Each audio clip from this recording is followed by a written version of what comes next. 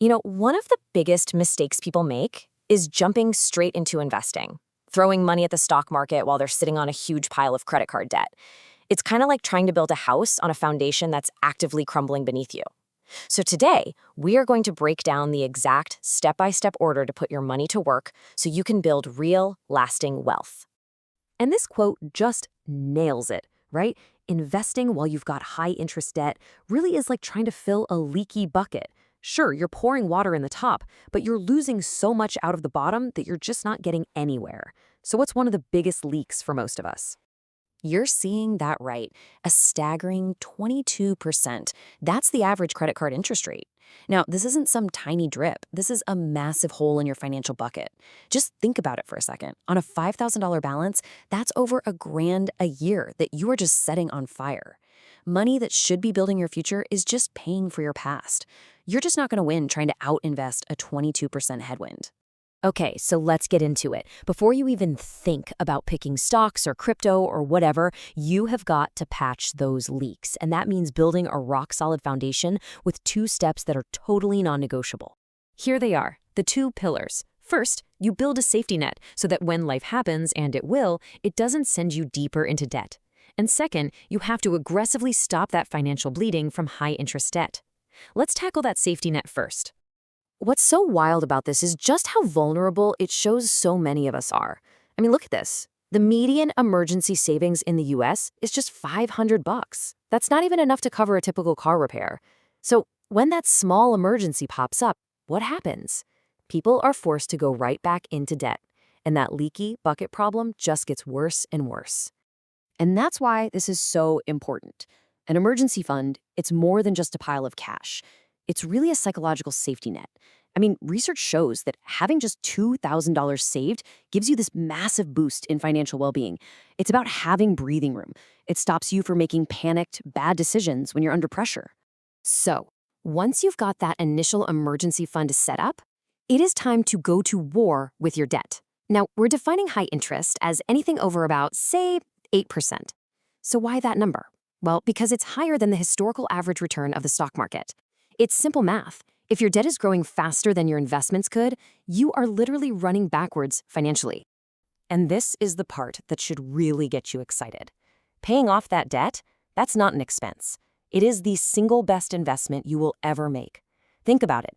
Every single dollar you put towards that 22% credit card balance is earning you a guaranteed, tax-free 22% return. Not even the best investors on Wall Street can guarantee returns like that. Now, there is one, and really only one, major exception to the pay off all your high-interest debt first rule, and this is a big one. This is where we get to the first real investing priority. If your job offers a 401k match, that is a guaranteed 100% return on your money, right up to whatever they match. It's basically the only legal way to double your money instantly with absolutely zero risk. You cannot get that anywhere else. It is so powerful that it's the one thing that's worth doing even while you're still chipping away at that high-interest debt. Let's just look at a quick example here. Say you make $50,000 a year and your company matches 50 cents for every dollar you put in, up to 6% of your salary. So you contribute $3,000. Boom, they just hand you another $1,500. That's pure profit. Turning this down is literally telling your boss, nah, I'm good, you can keep that free pay raise. All right, so you've secured the full employer match. Fantastic. Now it is time to talk about what might just be the most powerful and the most underutilized investment account in the entire country. This thing is a true secret weapon for building wealth. Just think about that for a second. Most retirement accounts, they give you 1, maybe 2 tax breaks. But there's only one account out there that gives you a tax benefit when your money goes in, while it grows, and when you take it out. And the answer is the Health Savings Account, or HSA. Seriously, this thing is the Swiss Army knife of investing.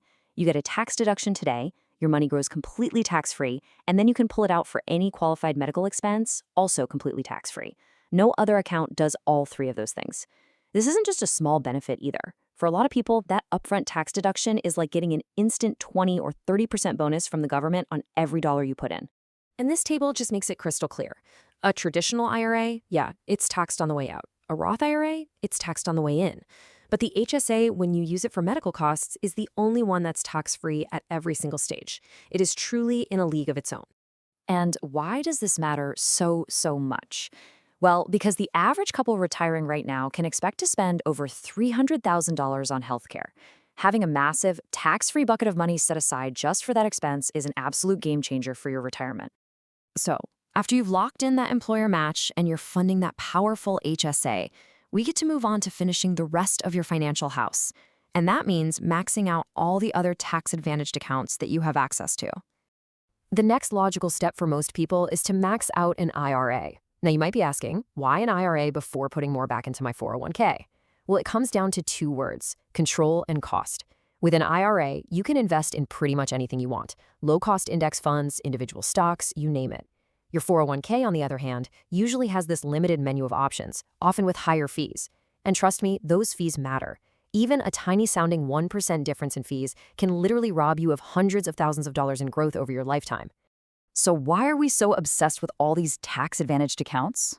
Well, this chart right here shows you the staggering power of avoiding taxes.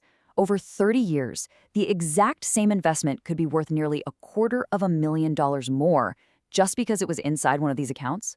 That tax drag you get from dividends and capital gains in a normal account, it's a silent killer of your wealth. And avoiding that silent killer isn't just about picking the right accounts. It's about funding them in the right sequence to make sure you're getting the most powerful benefits first. So let's bring this all together into one simple, clear roadmap. This isn't just a list of good ideas, okay? This is a specific order designed to maximize your money every step of the way.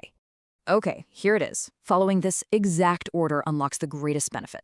Step 1, build that emergency fund. Step 2, destroy all high-interest debt. 3, get your free money, the full employer match. 4, max out your IRA for better investment choices and lower fees. 5, max out that triple tax-advantaged HSA if you have one. And finally, number 6, go back and dump everything else you can into the rest of your 401k. And I mean it. Only when you have done all of that, when you've patched every single leak and maxed out every single tax advantage, only then should you move on to a standard taxable brokerage account. You have to do the boring foundational work first, because that's what actually lets you build the skyscraper of wealth. Following this sequence is what puts your money to work in the most efficient, most powerful way possible. It makes sure you're not just trying to fill that leaky bucket. So the question I want to leave you with is this: when you look at your own finances, is your money working for you in the right order?